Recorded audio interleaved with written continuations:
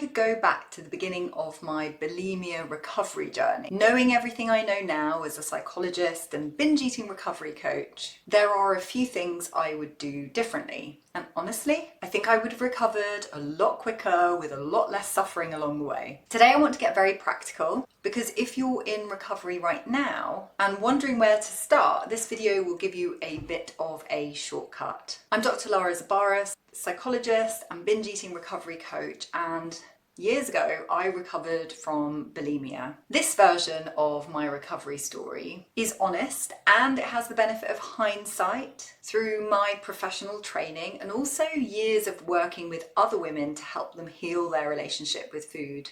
And these tips are specific things I would do differently to help me recover faster. So the first thing I would do is that I would have started eating breakfast sooner. So this almost maybe sounds a bit too simple, but it's one of the most important on this list. Looking back, so much of that binge restrict cycle that I was stuck in started in the morning.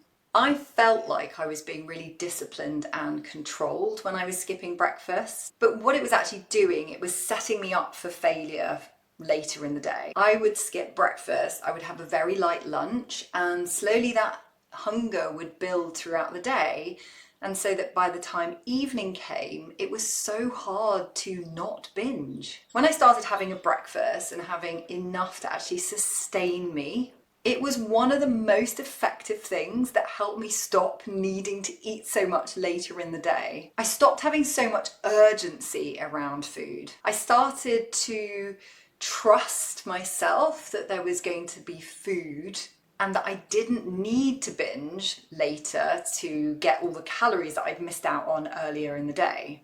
So if I could go back and tell myself what to do, I honestly would have started eating breakfast much earlier in my recovery journey. Because having that something consistent every day just made such a difference to my energy levels and also that desire to binge later. So I tell myself, stop treating breakfast like it's optional. Now, a quick side note here, if you are someone who wants help in learning how to heal your relationship with food, then one-to-one coaching might be something that would work for you. In the description below, there is a link to book a free discovery call to find out what that might look like.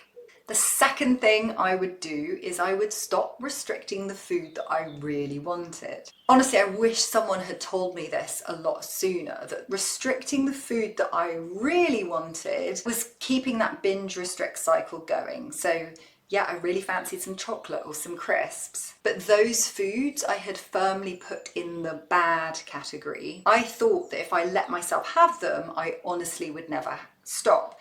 And obviously because those were some of the foods that I used to binge on, so I was kind of proving to myself daily or regularly that that was the case. But it was actually the restriction that was making that out of control feeling around food feel so much worse. It was that scarcity mindset that made all of those foods feel so much more urgent and kind of dangerous even. When you constantly deny yourself foods that you really want to have, your brain basically starts to obsess over those foods. Those foods become loaded with meaning, and the minute you slip up and eat them, that triggers a full-blown binge because your brain is kind of treating it like, I better eat it all now because tomorrow I'm not going to be allowed all these foods. The wild thing was that as soon as I started to allow myself to eat those foods, so I would start to have a little bit of chocolate, or I'd give myself, I actually went through a phase of having a little bowl of crisps every evening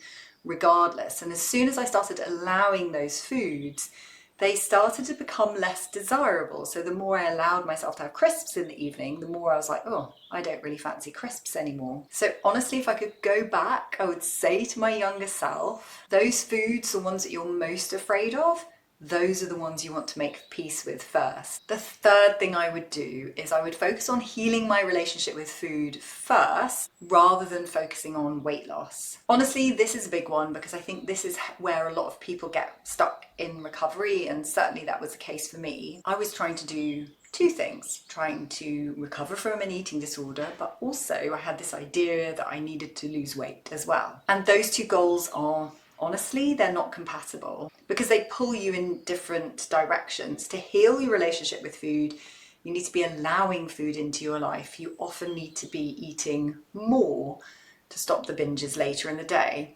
But if you are focusing on weight loss, so much of the weight loss advice is about eating less and having not allowed foods. All of those make the binge restrict cycle worse. What I understand now is that healing your relationship with food must come first. When you are no longer at war with food, when eating feels normal and safe and not so loaded, that's when your body feels a lot more settled and you can find a way of eating with food that can be sustainable for the long term. So if I was to go and tell my younger self, I would say, put weight loss on the back burner. Don't focus on it for now. Focus honestly and truly on healing your relationship with food. And what I found personally is that after I healed my relationship with food, I no longer had to think about weight loss because my body found a kind of natural balance and I stayed the same sort of weight and size for many, many years afterwards. So when you have healed your relationship with food, your body finds its sort of natural and happy weight that it was meant to be before you started all of the wild diets. The fourth thing I would do is I would build many more coping mechanisms that weren't just to do with food. And I know that I've talked about this in another video, but I realised I just didn't have enough coping mechanisms.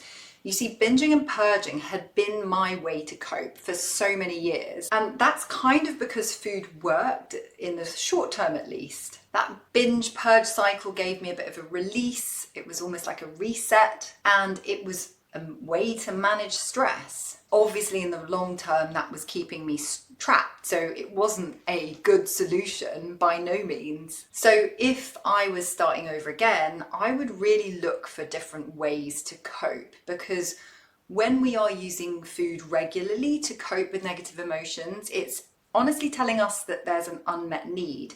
If we're bored or stressed or anxious and reaching for food, binging and purging to help us cope with that, that means we need something else to help with the boredom, the stress or the anxiety. So I would find something. I maybe would have got into journaling or learned how to meditate or learned how to do some breathing exercises or going to yoga or learning how to actually sit with difficult emotions for 5 minutes rather than running to the fridge. I would honestly spend the time learning how to use these coping mechanisms rather than just seeking for food. So if I could go back and tell my past self, I would say to her, start building that toolkit before you actually desperately need it. And then the final thing that I would do is I would be so much more compassionate with myself about setbacks. Recovery is not linear, and I think I knew that on some sort of intellectual level, but I still treated every slip up as evidence that I was failing, that I couldn't do this. And often that shame and spiral can make things worse. So what I wish I'd known is that that setback is just a data point, and that if you use it as a learning event, look at it as a neutral observer and ask yourself, what can I learn from that experience? Was I hungry? Maybe something emotionally significant happened.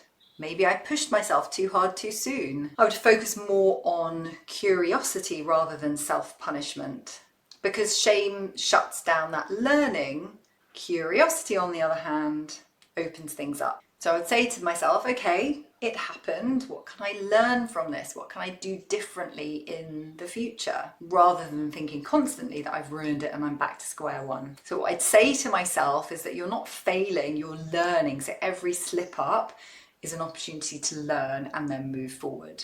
So that is the list that I would hand to my younger self to help that recovery process move forward quicker. I want you to know that recovery is possible. I know this not only as a psychologist and as a recovery coach, but also as someone who has been through the process myself. And if you are someone who doesn't want to go it alone, you would like personalised support, then in the description I have added a link to book a call with me, and you can find out a little bit about what that might look like for you. And if you want to keep watching, then you can go back and watch my original bulimia recovery story. And if you like this video, give it a thumbs up, subscribe to my channel, and I will see you in my next video. Bye!